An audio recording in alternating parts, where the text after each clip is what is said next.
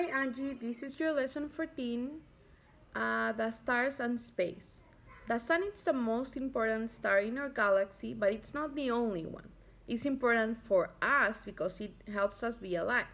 But there are billions of stars in the Milky Way. Stars like the sun rise in the east and set on the west because of the Earth's rotation. For our vocabulary, we're going to talk about astrology, a false science that claims to tell the people's future by studying the heavenly body, meaning the planets and stars. But it's not true. You really can't tell the future just looking at the sky. Then we know the word constellation, which is a group of stars or star pictures, if you like. Infinite means something that doesn't have a limit or boundaries, doesn't have a beginning or an end.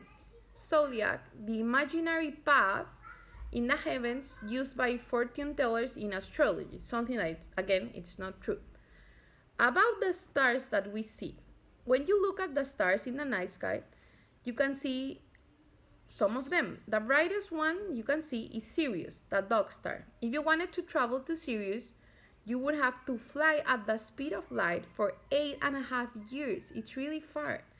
If you are 9 years old, it means that the light that you see now from that star, Sirius, started traveling towards the Earth almost at the moment you were born.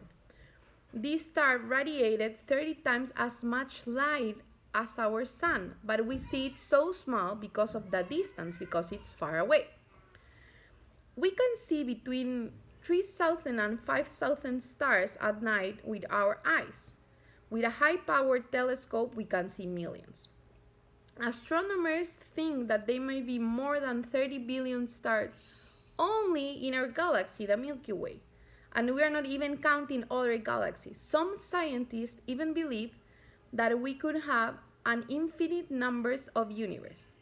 In Genesis, God said that there would be lights in the firmament to divide day from night and to be signs for us, to mark seasons, days, and years.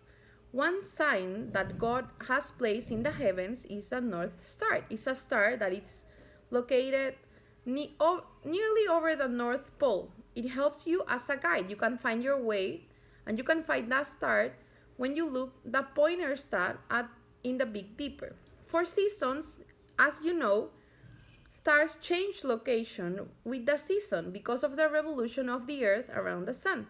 In April, May, and June in the northern hemisphere, meaning above the center of the globe of the Earth, you can see Leo, a group of stars that take shape of a lion. For days and years, it serves as a mark too. Long before clocks, people relied on the sun, moon, and stars to keep record of time. Our calendar, the Christian calendar, is based on the moon, the sun, and the year when Jesus was born. All dates before that are called BC, before Christ was born.